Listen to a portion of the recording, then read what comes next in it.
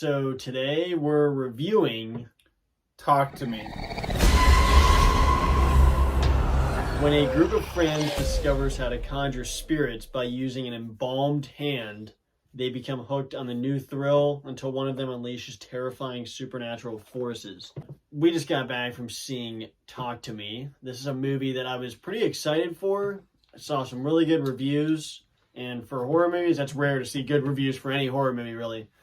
And Jake, what were your initial thoughts of Talk to Me? Yeah, initial thoughts of Talk to Me. Like I said, the trailer did not work for me. It was interesting, but to me it seemed very bland and basic and just nothing that we haven't seen before. So to see some reviewers that I really trust say it was that good, definitely got me back on the bandwagon of thinking this might actually be an enjoyable time and a good horror movie.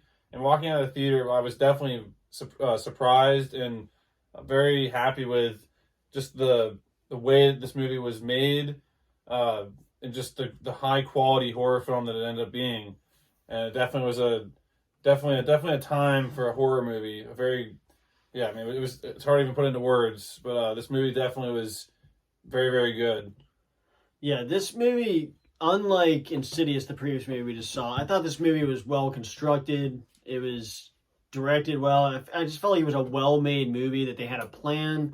It didn't seem like this was just a cash grab. There's a lot of videos I'm going to be watching about explained, and there's a lot of stuff I'm going to realize later, I feel like.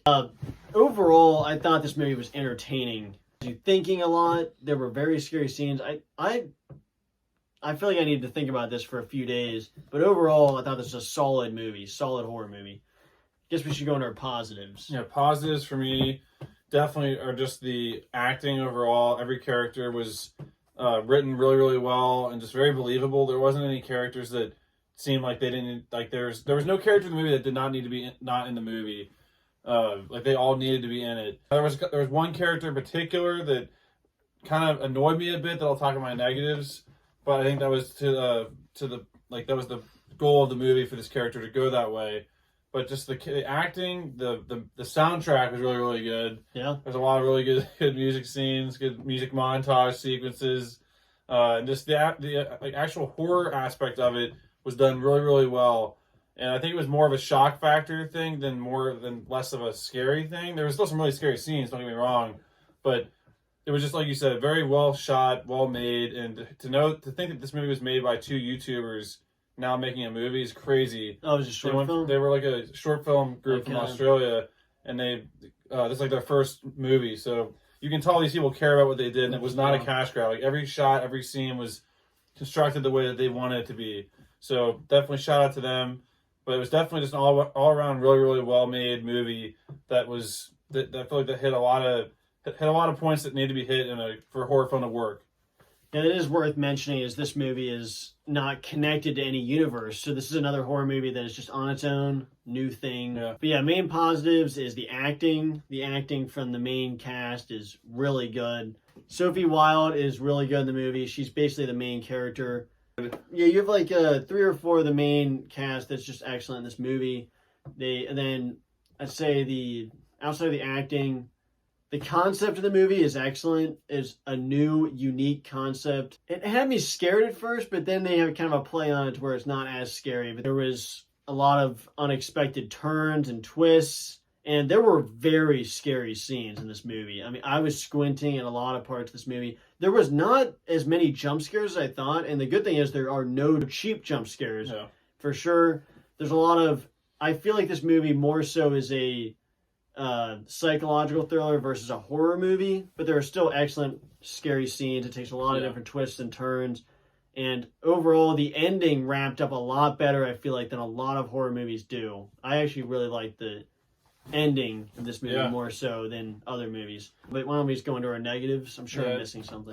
Negatives for me, maybe the lack of giving away certain details and facts about the lore here. This is always a complaint I have on these movies, the horror movies, that maybe they were just never meant to have an absolute explanation, or else it wouldn't be a horror movie. Yeah. But I always like to have a lot more answers. Now, they definitely answered some things here, and it was cool to see the inside look of what actually is going on behind the scenes a little bit.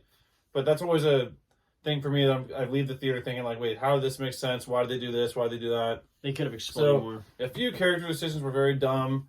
and it kind of took me out a little bit with this hospital sequence and just what's going on with the management of a certain character. Again, someone that we listened to, Jeremy Johns, made a good point with there were some very graphic scenes in this movie, but it kind of had to be in there for this movie to work in some ways, as far as like within the context of the movie, like it makes sense for why it was this bad. I don't know if it needed to be, but it really helped hammer home that this is like it said this is a very bad situation for a lot of characters, and this is nothing to mess around with. Probably just negative wise, it had to be just some minor details, nitpicking.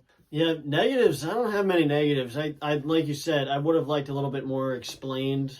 There's some scenes I'm still thinking back on that maybe I missed something. Like I said, if I watch some that explain videos, maybe that'll answer stuff. I don't need everything answered, and I don't. That's what I appreciate about the movie. I don't want movies that explain everything to you just reading a script. Like, this is exactly what's happening. I don't need that.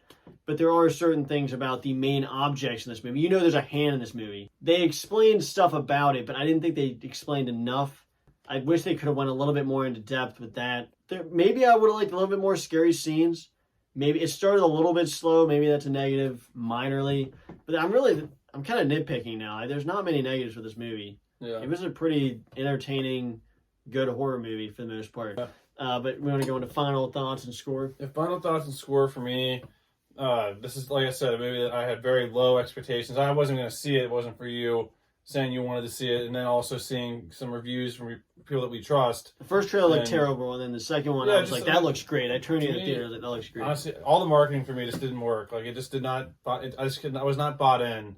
And the kangaroo. The kangaroo was interesting, but just like this movie just seems like it just looked like it was a poorly made, cheap cash grab, but it was the exact opposite in a lot of ways. So I really, really much enjoyed this movie from a horror standpoint. Obviously, I'm not saying I enjoyed what was going on screen, but like as far as a scary movie goes, it was very, very good and super scary. Made you think, and it's also, I feel like those movies that are more psychological are scarier in the long run because you're thinking about more things. Final thoughts for my final score for Talk to Me. I think I'm about to end up going with I guess I gotta go with a 9 out of 10. I mean, 9 out of 10 is really, really, that's really a really good good for me. score. I was feeling anything more than that. It wasn't like I'm like, oh man, that shot right there really, like, there was a couple shots that were really scary. Yeah. But like I said, it was more of a Hereditary type movie to me, with kind of a not slow burn, but more psychological in a lot of ways. It was a slow build for sure. It was only an hour and 34 minutes, which is crazy. It kind of felt longer than that. Like, it did. So that means maybe it could have been paced better. But like I said, there's a great horror film, and probably the best of the year. Probably definitely easily the best horror film of the year this year, 2023. So that's the number can top it. I'm going with a 9 out of 10 for Talk to Me. That's higher than I thought you'd give it, honestly. I think this is a really good movie. There's a lot of psychological elements to it. It's an interesting storyline, and it has you kind of trying to piece things together throughout the movie. A lot of it is, it's entertaining when they introduce this object, and there's some kind of funny moments with it.